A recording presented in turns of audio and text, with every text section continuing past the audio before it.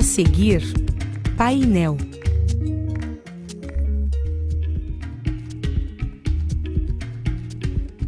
Boa noite, terça-feira, 12 de fevereiro de 2019. Está no ar o programa Painel. O ministro da Justiça, Sérgio Moro, já iniciou a incursão pelo Congresso Nacional para defender o projeto denominado por ele de anticrime, que altera 14 leis, como o Código Penal, Código de Processo Penal, a Lei de Execução Penal, a Lei de Crimes Hediondos, o Código Eleitoral, entre outros. O objetivo das mudanças legais, segundo o governo, é tentar reduzir os crimes violentos de corrupção e os praticados por integrantes de facções criminosas. E este é o tema do debate de hoje no programa Painel. O Painel é transmitido ao mesmo tempo em diferentes plataformas. Neste momento estamos ao vivo pelo canal 4 da TV Aberta, pelo canal 14 da NET e pela rede de rádios UPF e também no Facebook na página da UPF TV. E a gente, é claro, conta com a sua participação.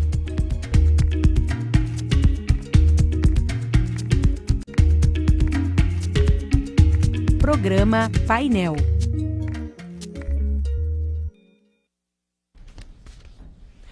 E para participar do nosso programa é só entrar na página da UPF TV no Facebook ou mandar a sua mensagem pelo WhatsApp. O WhatsApp da UPF TV é o 984 18 0186 e o WhatsApp da Rádio UPF é o 984 18 0089. Manda a sua pergunta, o seu comentário que a gente vai ler aqui ao vivo. E o programa de hoje recebe para debater as propostas do ministro Sérgio Moro, promotor de justiça e um dos responsáveis pela Vara de Execuções Criminais Regional aqui de Passo Fundo, Dr. Álvaro Poglia, o delegado titular da DRACO, que é a Delegacia de Polícia de Repressão às Ações Criminosas Organizadas da Polícia Civil de Passo Fundo, Dr. Diogo Ferreira, e também um mestre em Ciências Criminais, professor aqui da Faculdade de Direito da UPF, Luiz Fernando Pereira Neto. Sejam todos bem-vindos, obrigado pela presença no programa de hoje. Um debate importante, polêmico, não é? Porque trabalha com a questão da criminalidade, corrupção, e são propostas aí que dividem opiniões. Nessa primeira rodada, eu quero que cada um de vocês analise ou coloque a análise de vocês em relação ao que consideram positivo e negativo na proposta do ministro Sérgio Moro. Doutor Álvaro. Boa noite, Zumara. Boa noite aos telespectadores e ouvintes. Eu diria, em primeiro lugar, que segurança pública e combate à criminalidade hoje no país estão no ápice, né, das discussões, do debate. E por que não dizer que é igual ao futebol, né? Todo mundo entende, todo mundo dá palpite sobre lei penal, lei processual penal, só que não é bem assim.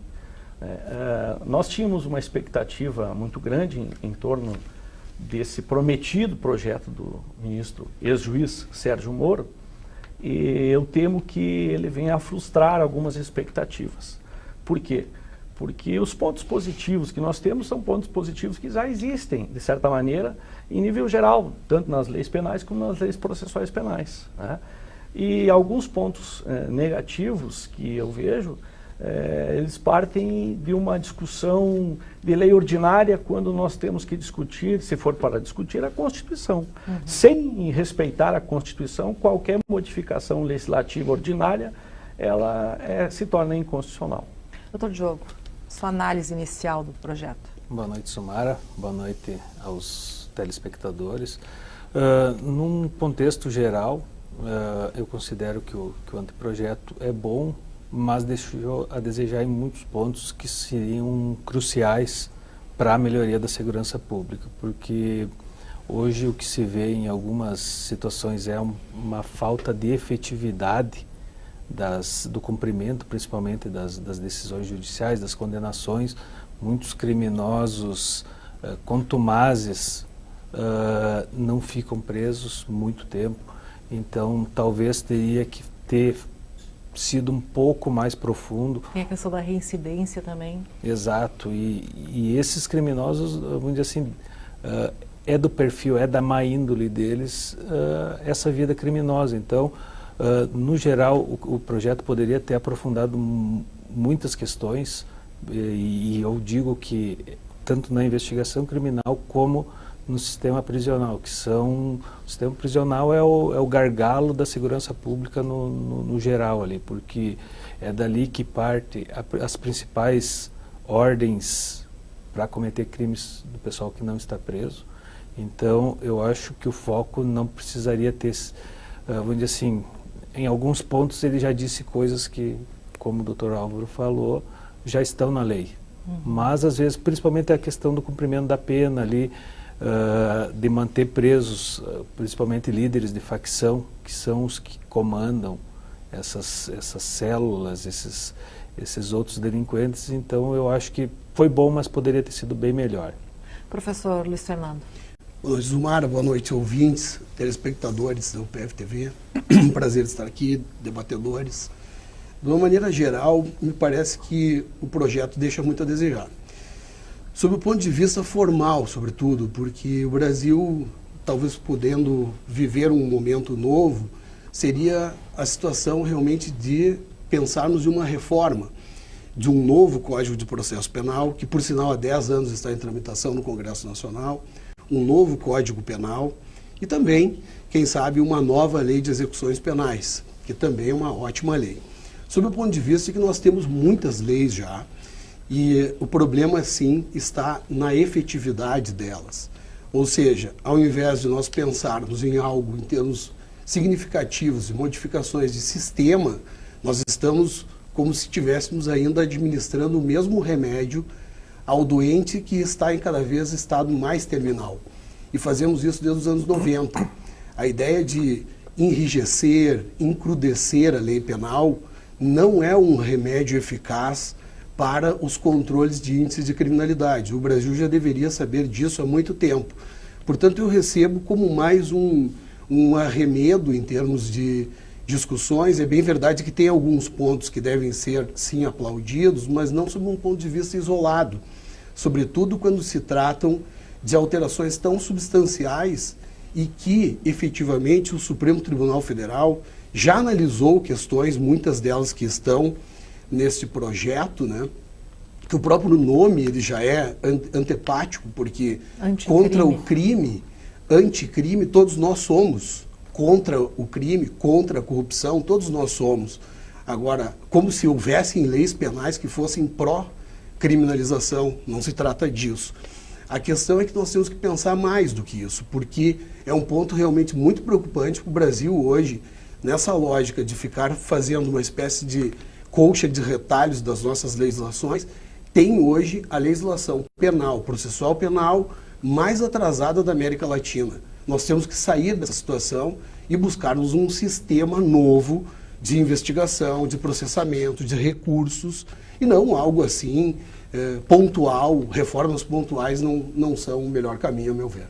Doutor Álvaro, o senhor é responsável por uma vara de execuções criminais regional e tem sob sua jurisdição quantos presídios? 12 casas prisionais. 12 casas prisionais. No projeto do ministro Sérgio Moro, a questão carcerária ela não aparece com força. É lamentável, como disse o delegado Diogo, um dos gargalos, né, do processo do combate à criminalidade hoje no país são nossos presídios, né, verdadeiras masmorras medievais, né? Se o projeto dele contempla a ideia do então candidato a presidente que disse que ia amontoar presos, eu queria dizer que amontoados eles já estão, né? Teria que ter uma outra solução, ou seja, nós temos que construir presídios, construir escolas, mas construir presídios. Por quê? Porque nós temos o mesmo sistema carcerário em Passo Fundo, por exemplo, da década de 80, né? Onde nós prevíamos 300 presos e hoje nós temos 1.100 presos, né? Entre aberto, regime fechado e semiaberto.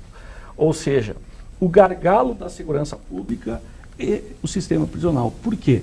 Porque historicamente as organizações criminosas no país, no Brasil, elas ocorrem de dentro do cárcere, de dentro das prisões. Ao contrário de outros países, a Itália, por exemplo, se organiza através da camorra, da máfia, fora dos presídios. No Brasil é dentro dos presídios. Por isso é que nós esperávamos que esse projeto fosse atacar também e formar uma política nacional coordenada para enfrentar esse problema. Bom, tem um outro ponto do projeto que é o excludente de ilicitude, que causou polêmica porque chegou a ser dito que era uma autorização para matar. Aí diz respeito ao policial que atua, não é, no seu serviço e pode matar alguém nessa atuação. Como é que a polícia recebeu esse item, delegado?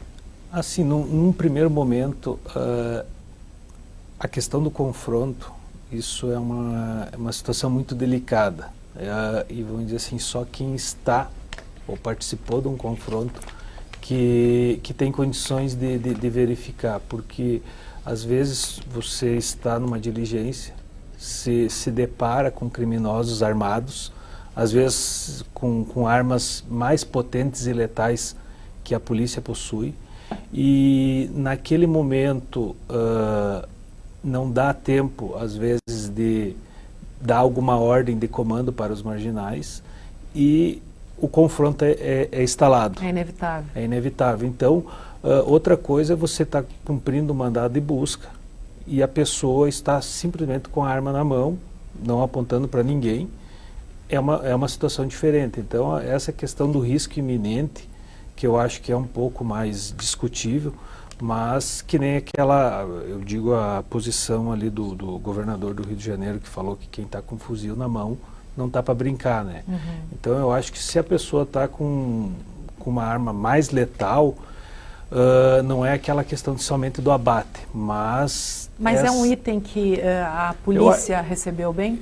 Eu acho que é bem-vindo porque no contexto geral, que nem eu falei, tem casos e casos. Sim. Às vezes tu pode ocorrer num excesso de tu não vê que o criminoso, vamos dizer assim, já tombou e você acaba deferindo mais 2, 3 tiros e que pode ser um excesso. Mas naquele momento, no calor do momento, isso acaba sendo julgado por pessoas que não estão lá. Sim. Então isso é um diferencial. No momento. Tá certo, a gente vai fazer um intervalinho, mas a gente volta em seguida.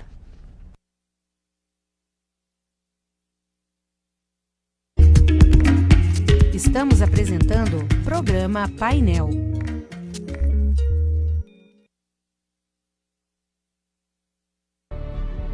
Eu sei, escolher é difícil. E é por isso que estou sempre aqui, para te acolher das mais diversas formas.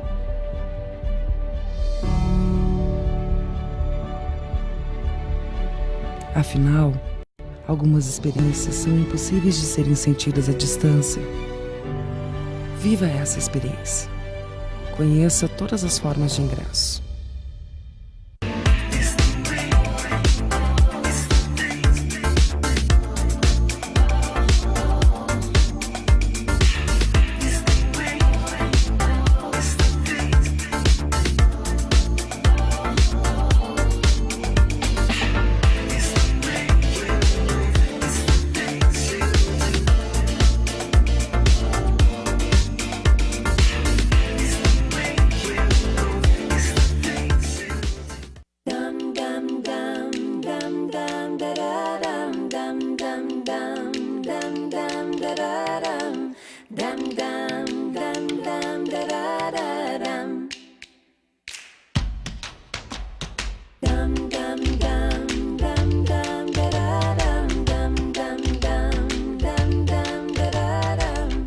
Conheça a nova Comercial Zafari no Passo Fundo Shopping.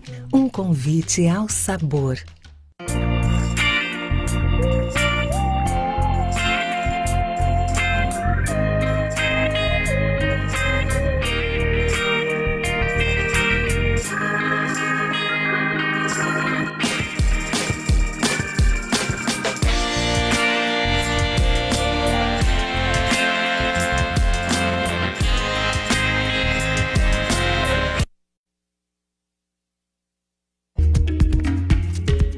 Voltamos a apresentar programa Painel. O projeto que pretende reduzir os crimes violentos de corrupção e os praticados por integrantes de facções criminais no centro dos debates do programa Painel desta semana. Você ainda pode participar do programa, pode mandar a sua mensagem pela página da UPF-TV no Facebook ou também no WhatsApp. O WhatsApp da UPF-TV é o 984180186 e o WhatsApp da Rádio UPF é o 984180089. Olha, agora são 20 horas e 17 minutos e a gente tem aqui, antes de a gente voltar ao nosso debate, tem uma questão feita aqui pelo Francis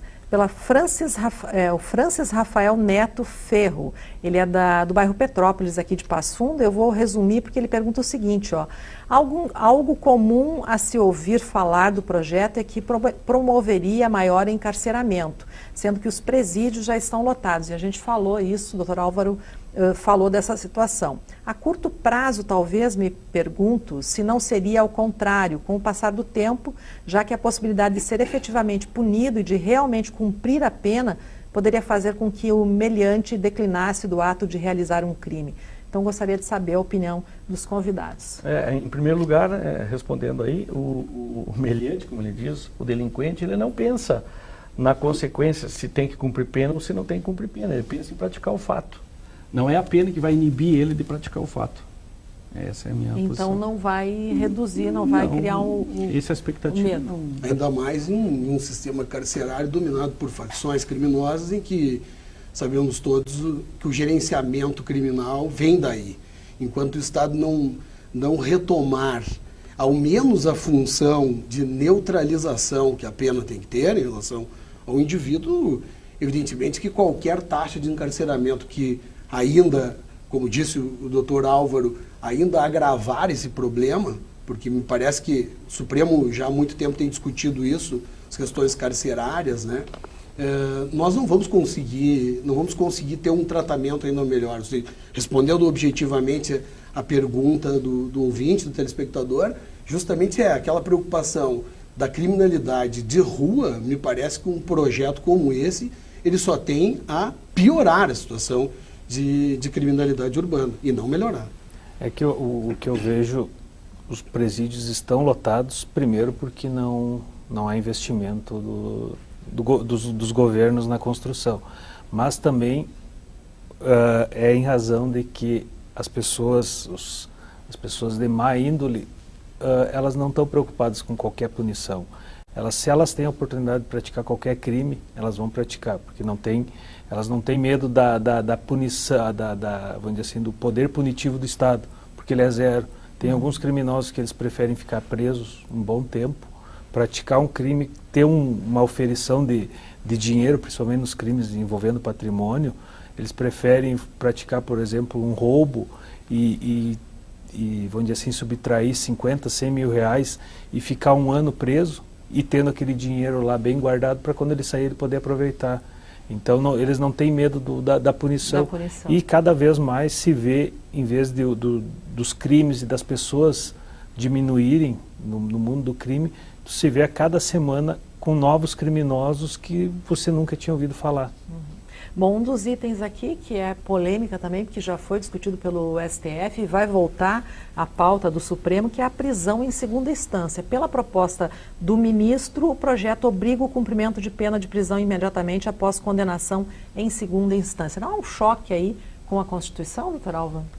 Na verdade, nós temos a presunção de inocência no artigo 5º, inciso 57, ou o princípio da não culpabilidade, né, como querem alguns, e que realmente lei ordinária não modifica a Constituição. Então nós teríamos que haver aí uma mudança na Constituição.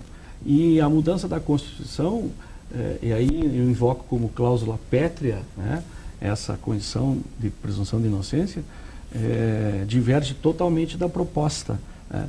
E, inclusive tem julgamentos de duas ADCs, 443, se não me engano, 43, e 44, que o Supremo deve julgar agora em 10 de abril. Em abril, né? Então, esse projeto seria inócuo, na verdade, essa questão de execução da pena posterior à decisão de um colegiado, o que já existe na prática, né? Porque se tiverem presentes os requisitos da preventiva, Obviamente que o sujeito condenado de segundo grau vai cumprir a pena, né? Até não precisa a sentença de segundo grau para cumprir a pena imediatamente, se tiverem presentes os requisitos que decorrem da prisão preventiva. Exatamente. A questão que o Supremo, ao menos, analisou, eu entendo assoberbado, inclusive. E está dividido, né? A ideia de antecipar um projeto nesse momento, sabendo que no dia 10 de abril nós teremos o julgamento. Duas questões me parecem fundamentais aqui. Primeiro, por que demorar tanto para pautar esse julgamento? A ministra Carmen Lúcia, como presidente, já deveria ter pautado há muito tempo, não pautou. E agora, sabe-se lá por que razão, o ministro Toffoli pauta apenas para o dia 10 de abril e vem o projeto. Ou seja, a questão aqui é, mais uma vez, uma crise de fontes, né, que nós estamos diante, sobretudo. Uma questão constitucional, uma questão em que um projeto considera a posição de 2 ministros e não apenas a condição de plenário em que o Supremo se manifestou, levando a crer, e aí a segunda questão fica aqui no ar, em que condições esses presos estão cumprindo pena no Brasil. Se há um projeto de lei que tenta modificar, significa então que, por via transversa, o Ministério da Justiça reconhece que o artigo, do jeito que está hoje, ele não está dando-se cumprimento da maneira que deveria. Senão não se necessitaria, de qualquer forma, a alteração. Eu pego um gancho aí, uma das propostas que eu considero boa é a criação do tipo penal do Caixa 2 eleitoral, que é o crime eleitoral de Caixa 2, que hoje não existe. Então, hoje, os políticos respondem, na verdade, pelo crime de falsidade, né? Só que, como é lei penal, ela só vai valer dali para frente, né? Ou seja, do dia da sanção presidencial. Dizendo o quê? Que para trás, quem praticou o crime de Caixa 2 está isento. Perdoado. Seria um perdão, então. E continuaria a impunidade, que é vamos dizer assim, seria o clamor público vamos dizer assim, que foi exacerbado nas eleições. E o que se vê desse projeto, que ele vai mais pelo clamor público do que realmente medidas efetivas de segurança. Esse eu acho que é o principal foco. Até porque essas modificações, nós já temos um projeto de Código de Processo Penal desde 2009, já aprovado no Senado, que está tramitando na Casa Legislativa, na Câmara dos Deputados. Por que então não aproveitaram que foram feitas audiências públicas, participaram comissões de juristas? Aliás, aqui em Passo Fundo, inclusive, doutor Alvaro. Na Faculdade de Direito. Participamos, inclusive, aqui em Passo Fundo. Passo Fundo foi o único local... do Tribunal do Júri. Exatamente. O único local do interior do Estado que nós tivemos uma audiência pública para discutir o novo CPP. E parece que isso está ao largo, né? Pois é, mas vocês acreditam que possa haver uma mudança disso tudo no Congresso, que possa haver uma compreensão do Congresso de que já há mudanças em curso e a proposta do ministro, ela não seja talvez, não esteja no momento adequado? Me parece que não, Zumara, porque a ideia aqui é estratégica de uma mudança à la carte. Uma mudança exatamente aquilo que eu quero, sintomaticamente eu tento modificar nesse ponto, naquele ponto, no outro ponto, que eu acho que aqui estão os problemas. Só que a questão, como eu disse na minha primeira manifestação, é que toda vez que você modifica um ponto sem vincular-se ao todo, você não dá importância ao sistema. E o sistema de persecução processual penal brasileiro está um horror hoje. Ele é vergonhoso para nós que trabalhamos com isso. Para o promotor, para o defensor, para o juiz, porque quando você elabora uma modificação pontual, não se verifica o reflexo disso em todas as outras partes que evidentemente tem. Então, ou nós mudamos a nossa mentalidade penal, ou nós vamos ficar continuando discutindo a mesma coisa que nós fazemos há 30 anos. Eu acho que esse projeto, a probabilidade dele ser aprovado é muito grande, porque ele vem todo com esse clamor social, enfim, e os deputados, a grande maioria dos congressistas, eles não vão querer ter essa primeira pecha num dos primeiros projetos apresentados, que eles estão sendo contra o governo. Então eles vão acabar aprovando, só que eu acho que vai demandar das entidades, da sociedade civil organizada, pressionar o Congresso para ter essa reforma mais ampla, principalmente com relação a esse novo Código de Processo Penal. Pois é, a Rosana Tibola, do bairro Santa Maria, está perguntando o seguinte, aproveitando a colocação do professor Luiz Fernando, o que está por trás da proposta do ministro? Eu acho que simplesmente é uma questão de populismo penal, não é nada novo para nós. Acho que a grande decepção justamente está aí. Se esperava algo inovador em termos de condução da política criminal nacional, já que se sabe que termina-se um ciclo de governo, né, nitidamente de uma ideologia, e entra-se por uma proposta diferente. Só que eu vejo que a proposta é a mesma dos anos 90. Parece que nós estamos ainda na edição da Lei 8.072 de 90, que foi a Lei dos Crimes Hediondos, e agora quer se revigorar junto a outras mudanças, como, por exemplo, a questão da posse de armas, né, uma flexibilização em relação a isso. Quer dizer, me parece mais do mesmo. Eu não vejo nenhuma inovação e nenhuma novidade nisso. E aonde isso termina, a gente também já sabe, porque nós estamos trabalhando com essa lógica, como eu disse, desde os anos 90. Então, é aquela história que o professor Denis Streck chama de pomada minâncora. Os mais antigos vão lembrar. Aquela pomada mágica que faz com que sumam todos enfim, as intempéries da pele, etc. E dali 2 dias você está com o mesmo problema. Não resolve nada. O problema da segurança pública é um problema complexo, né? Demanda soluções complexas. Quem disser que tem uma solução simplista e única, está mentindo. Bom, a questão do DNA, só para a gente encerrar aqui, delegado, é uma novidade aqui, porque determina que condenados por crimes dolosos com intenção de cometer o delito, não é, serão submetidos obrigatoriamente à extração do DNA no momento do ingresso no sistema penitenciário. Isso. É uma novidade, isso é bom? Sim, é muito bom, porque hoje tem somente essa questão do DNA nos crimes sexuais, e em alguns casos é só nos crimes sexuais que tem a obrigatoriedade de colher. E abrangendo os crimes dolosos vai auxiliar muito a investigação, porque hoje a investigação tem que evoluir e ir para uma investigação mais técnica, com provas técnicas, que contra a prova técnica não tem outros argumentos, já a prova, outras provas testemunhais, enfim, isso aí fica muito relativizado. Então, quanto mais possibilidades de provas técnicas, um exemplo que eu cito, as digitais, o exame papiloscópico, depois que o sistema evoluiu, principalmente aqui no Rio Grande do Sul, os resultados para a investigação são enormes e auxiliam de sobremaneira não só na investigação, como depois no processo, enfim. Bom, a gente vai voltar certamente a debater mais esse assunto. O projeto vai para o Congresso ainda, vai passar por comissões, certamente vai ser modificado e a gente vai nos encontrar novamente para um debate. Agradeço a presença de vocês. O programa está encerrando. Agradeço a sua companhia aí também, que participou do nosso programa de hoje. O painel reprisa na UPF TV amanhã, quarta-feira, às 11 horas da noite, e também na quinta-feira, às 10 da noite. Na próxima semana a gente volta e é sempre às terças, ao vivo, às 8 horas. Até lá!